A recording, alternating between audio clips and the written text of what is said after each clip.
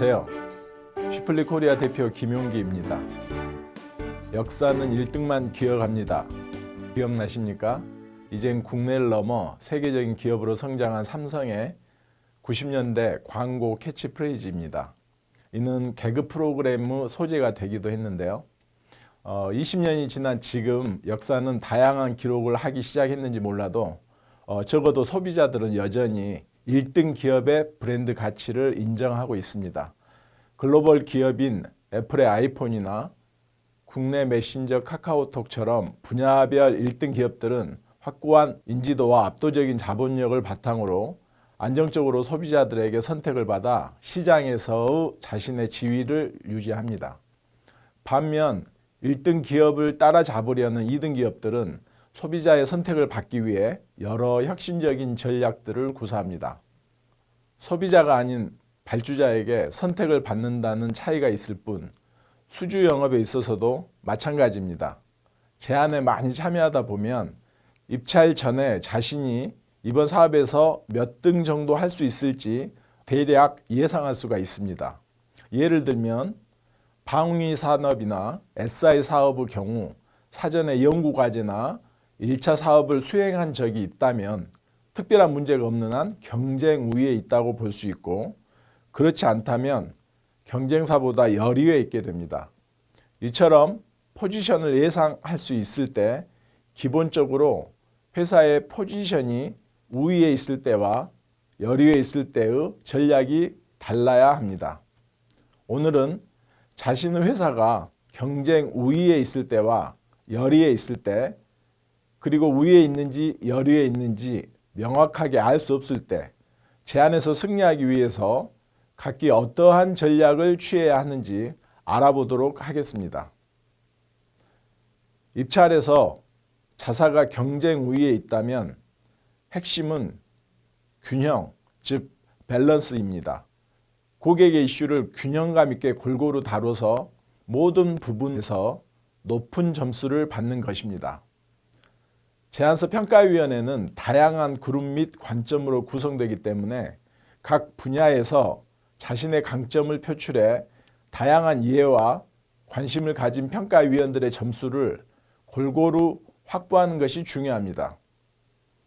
고객의 요구를 안정적으로 제공할 수 있음을 보여주는 것도 좋은 균형 전략이 됩니다. 대체로 구매자들은 약간의 비용 전략을 위해 높은 리스크를 가진 공급자와 계약하기보다는 만족스러운 품질의 결과물을 안정적으로 공급받고 싶어 하기 때문입니다.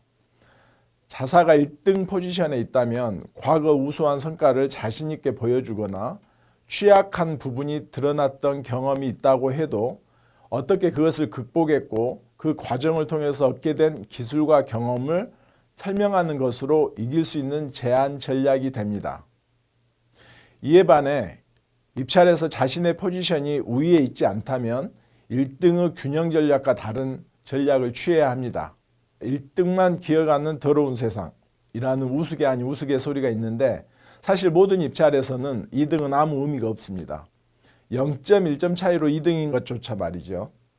아까 말씀드렸던 밸런스 전략은 동일한 포지션인 2등 정도만을 보장하기 때문에 2등의 제안에서는 날카롭고 뼈쪽해야 합니다. 설령 그 날카로움이 내게 비수가 되어 돌아온다고 해도 이를 최소화하거나 감소하면서 승부수를 찾아내야 합니다. 예를 들어 업계 1위를 하고 있는 회사는 사업의 핵심 이슈에 대해 데이터를 예측하거나 제시하지 않을 수도 있습니다. 제시하는 데이터가 오히려 설명력이 떨어질 때가 많고, 심지어 실제 수행 업체로 선정되었을 경우 제시한 데이터가 계약서와 같은 효력을 발휘하여 자신들의 발목을 잡을 수 있기 때문입니다. 그러나 2등 업체는 그런 상황을 따질 겨를이 없습니다. 일단은 우선 협상 대상자로 선정되어야 하기 때문에 결정적인 데이터를 제시하고 평가위원들이 이를 이해할 수 있도록 충분히 증거들을 제시해야 합니다.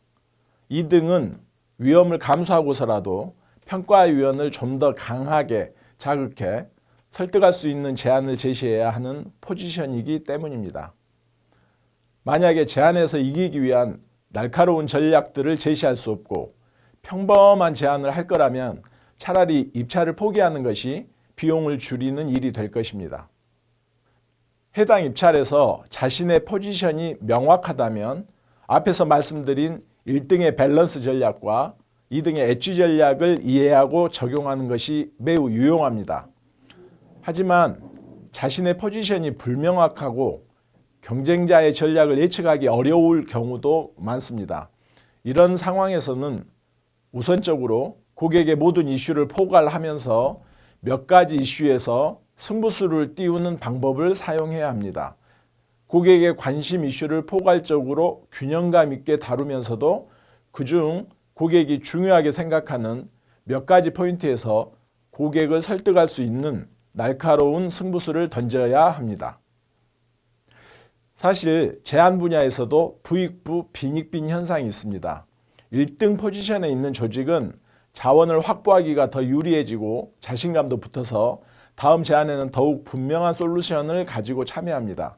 그래서 2등 조직은 이기는 제안서를 쓰기로 결심하고 사력을 다해서 전략을 짜고 이를 제안서와 프리젠테이션에 옮겨도 이길까 말까 하는 것이 제안 경쟁입니다.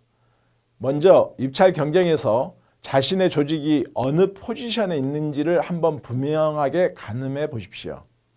그리고 2등 포지션에 있다면 위험 부담을 감수하고서라도 경쟁사와 차별화되는 솔루션을 제시하는 전략을 취해야 할 것입니다. 감사합니다.